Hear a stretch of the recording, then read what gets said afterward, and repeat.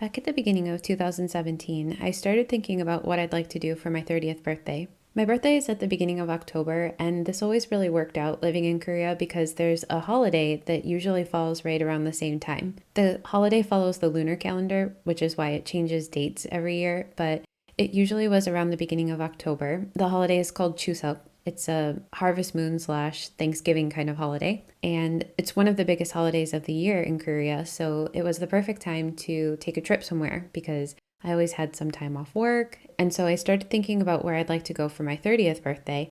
I wanted it to be somewhere really special. I wanted to go by myself, and it just so happened that my friend Susie had recently sent me some information about an organization called Earthwatch. So I got onto their website, and as soon as I was on their website, I knew, yes, this is what I want to do for my birthday this year. Their mission, what they do, their expeditions, it all sounded so incredible. And so I pulled up the expedition list and I scrolled down to find an expedition that would be going at the same time as the Chuseok holiday and my birthday. And sure enough, there was one. So I thought, all right, let's sign up and here we go. And so today I'm going to tell you part 1 of my experience with Earthwatch in India.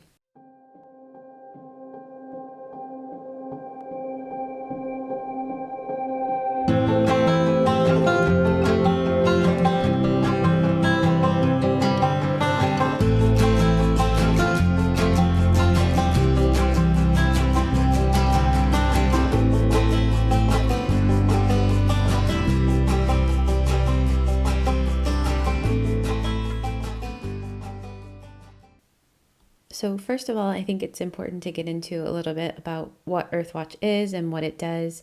And if you've never heard of it, it's something that I absolutely recommend you check out.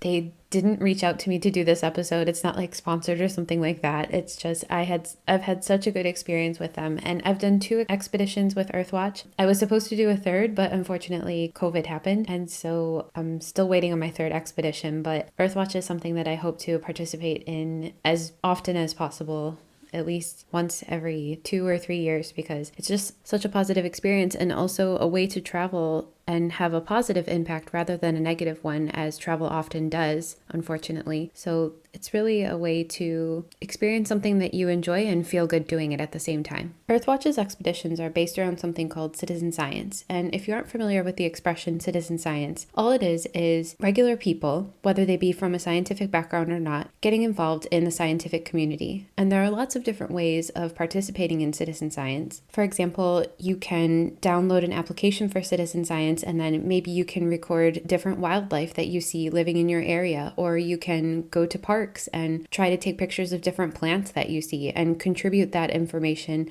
back to something like an app, or maybe there's a website, or maybe there's even like a weekly or monthly meeting that's going on. You can do things like measure the night sky brightness, or you can do bird watching, you can count bird nests.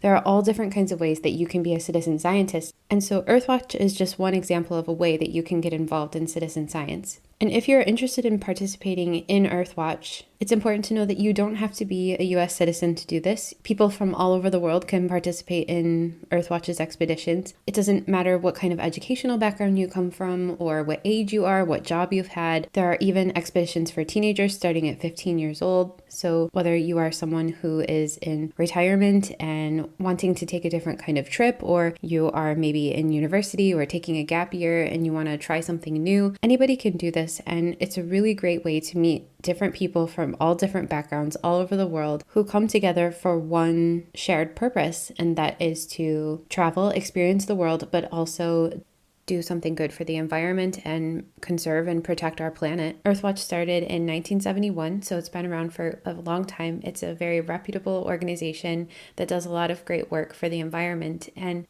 what it is an international nonprofit organization connecting citizens and scientists. So there are various ways that you can help out Earthwatch if you are not interested in participating in an expedition, but you still want to help out. There are different ways that you can get involved. So definitely head over to their website. It's Earthwatch earthwatch.org and check out all the different ways that you, as a regular citizen, somebody who cares about the planet that we live on, can get involved. So during an Earthwatch expedition, you join scientists in the field and you assist them with their research. There are all kinds of projects based on sustainability and the health of our planet. You do have to pay for this. You are working as a volunteer, but there are still, of course, costs that need to be covered. So you need to pay for your transportation to actually get to the meeting place for the expedition, and then you pay for the expedition itself. And that cost of the expedition covers things like your food and your transportation and your safety and even things like evacuation insurance. But it also covers part of the research, some really important research costs such as equipment and supplies. And so this amount of money that you're spending, it's money that you're spending to travel, but a lot of that money is going towards a really great cause. And I myself, I prefer to travel solo or just with one person. I'm not much of a group travel person at all, but with Earthwatch, it's very different because the group of people that you're traveling with, they are from all over the world. There are people with different backgrounds, but everyone is passionate about the same thing, and that's learning and doing some good for the environment and also seeing and experiencing something new. On the 2 expeditions that I've been on, all of the people that I've met have been really incredible people. There have been people who have come from all different kinds of jobs. They've been all different ages, races. Everyone has been incredibly nice. They've been passionate about the environment, people who like learning, and those are really nice and fun people to be around. Like I said, I'm not usually one for group travel. If you aren't someone who's for group travel, try not to think of this as group travel because it's totally different than any kind of group travel that you've done before. And if you do like group travel, then it's even better because it's a way to participate in group travel, but truly experience the place that you're visiting and do something good while you're there. Like I said, they have expeditions all over the world. The expedition that I've had my eye on, the one that I was hoping to sign up for before COVID happened, was happening in Iceland. The other one that I did besides the one in India was in Mongolia. And they also have different types of expeditions. So they have 4 main categories. They have expeditions focusing on ocean health, wildlife and ecosystems, climate change, and archaeology. And so whatever kind of thing that you're interested in, whatever kind of difference you would like to make,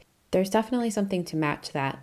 But today I'm going to be talking about the expedition that I joined in India. The name of the expedition was Butterflies and Bees in the Indian Himalayas, and Earthwatch and its scientists and the volunteers, we were working in partnership with the G.B. Pant Institute of Himalayan Environment and Development. And the goal for our research was to focus on the flowering plants that were attracting bees and other pollinators. Because unfortunately, in recent years, due to climate change and also due to things like insecticide use, the population of bees and butterflies has really been suffering. And as you know, in order to have things like fruits and vegetables and lots of other foods, we need to have bees and butterflies because they are the pollinators. They're the ones that make those plants grow. Unfortunately, even though there had been a lot of research into the biodiversity of the Kullu Valley, which is where the expedition was going to be located, there wasn't a lot of information available on the decline of the plants that were attracting those pollinators. And so we as volunteers were there to help out to collect some data in order to be able to assist these researchers.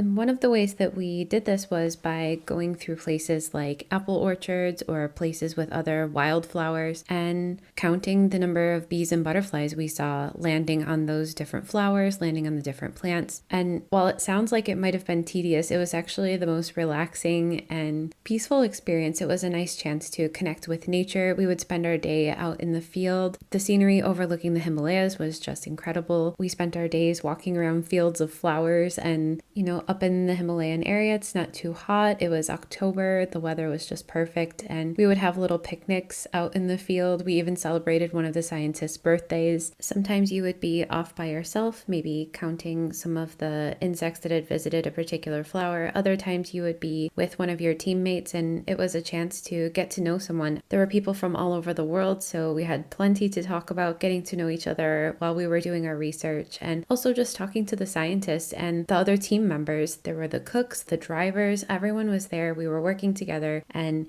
it was just a really great way to spend a vacation.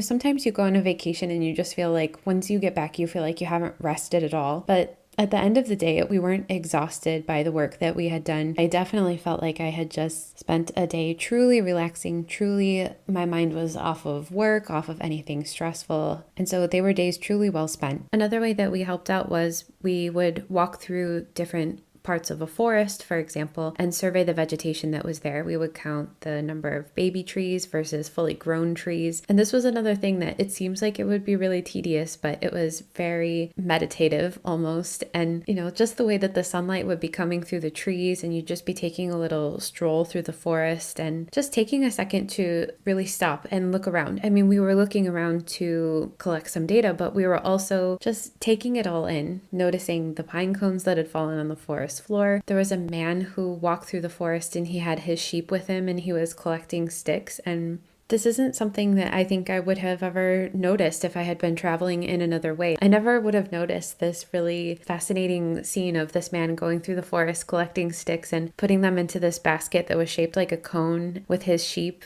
I think every time you travel to a new place, you have an image of what it's going to be like in your head. And when I had thought about my trip to India, I imagined a lot of bright colors, a lot of sound, and I never imagined this really peaceful scene in a forest with a man and his sheep. And seeing that and having something kind of change the image that I had in my mind, that's one of the things that really sticks in my mind as a lovely memory of the trip. It was just something totally unexpected, not anything that I had imagined, and something that I would remember really fondly. It wasn't anything incredible or outrageous or particularly crazy, but it was just very memorable because it was such a normal thing. This was just a local man and he was just living his life, and it was nice to see something that didn't have anything to do with tourism or the fact that I was a tourist. It was just a glimpse into somebody else's life in a different part of the world, and it was a beautiful scene. So because I went to India by myself, and because, as I mentioned in the previous episode about my work in Korea, I would work for 7 or 8 months straight without stopping, 7 days a week, and then I would take a trip for about a month. And so I had planned to be in India for about a month, but 12 of the days of my trip were going to be with this Earthwatch expedition.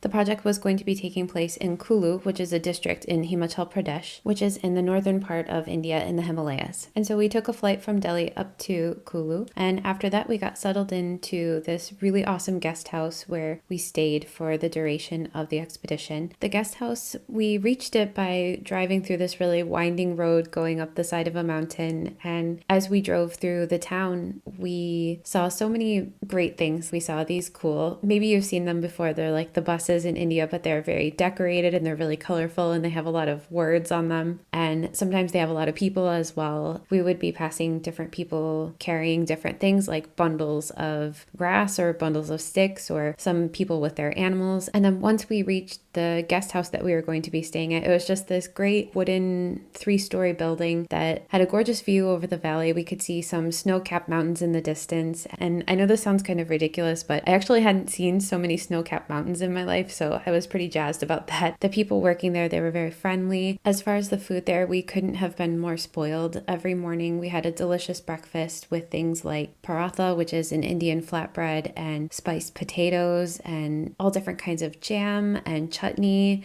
We had chai and coffee, and then for lunch we would have things like rice and vegetable dishes such as dal or different kinds of curry and lots of different kinds of Indian breads.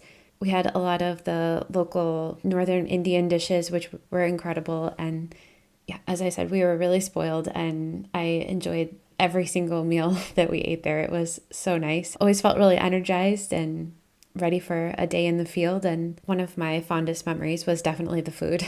During the day, we would go out and we would do our research, but then in the afternoons or the evenings, we would see cultural things in the area. We had a chance to visit some of the local temples. Something that I will cover in a little bit more detail in part 2 is the festival that we were lucky enough to participate in when we first landed. It was one of the most incredible moments of my life, and I can't wait to tell you about that. That'll be in part 2, which is out on Thursday. I just wanted to put it in part 2 because I want to spend a good amount of time talking about that, and if I make this all one episode, I could go on for hours about what a good time I had in India. So today I'm just giving you a little bit of an introduction about what Earthwatch is and what our project was. And like I said, we would be doing our research during the day, and then in the evenings or in the afternoons, we would have a chance to do something cultural, see the area, hang out with each other. We had a really good time together and we got to see some really incredible things. We visited this really awesome restaurant, which from the outside, you couldn't even really tell that it was a restaurant. It was just kind of this little structure that was on the side of a mountain next to a waterfall. But once you went in, it was this incredible restaurant that had an oven carved right into the rock, and the food that we got there was absolutely delicious. There was this friendly chef. He was cooking the flatbreads right there. It was served with different kinds of dal and curry. I really wish that I could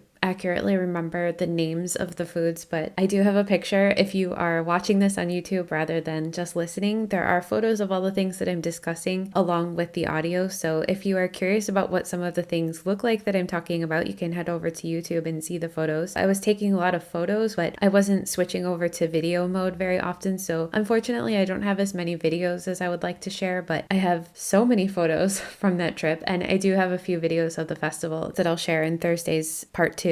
But yeah, if you want to see what I'm talking about and you'd like to see the food, please go check it out because it looks incredible and it tastes about 100 times better. So it's definitely worth taking a look at. In the evenings, we would eat our dinner together and we would review the research that we had done. And there was also this really great little cafe up the hill. So if you left our guest house, we could walk up the hill a little bit. And there was this cafe that sold nice tea and some delicious little cakes. And so we would go there after dinner and just chat a bunch and get to know each other. I think we made it a point to try something different each time we went since we were going to be there for so many days, and the owners were really friendly, welcoming to us. On the walks between the guest house and the cafe, because I'm making it sound a little bit like it was in a town, but we were quite a ways up there, and so the beautiful starry night sky was just gorgeous as we were taking a walk between the guest house and the cafe. It was the perfect way to spend my first visit to India. My whole trip in India was absolutely incredible, and it's definitely in the top 3 of all the trips I've ever taken. It was just a wonderful, fantastic place, so colorful, so vibrant. Everyone was so kind, and I really can't wait to go back. But participating in Earthwatch India was a really great way to get into it for the first time. So that's where I'm going to leave you for part 1 of Earthwatch in India. And on Thursday, I'll be talking about the festival that was going on while we were there and our visit to a little village even higher up in the mountain than we had been, where there were lots of friendly people and a few of the temples that we saw while we were there. I hope you enjoyed today's episode about India. Like I said, there are lots of photos. So if you want to see the photos, you can either find them on YouTube as a video along with this audio, or you can just see them by themselves on the Instagram and Facebook pages. So either way, go and check those out. And so that's all for part 1, and I hope that you will come back for part 2 on Thursday. Thank you so much.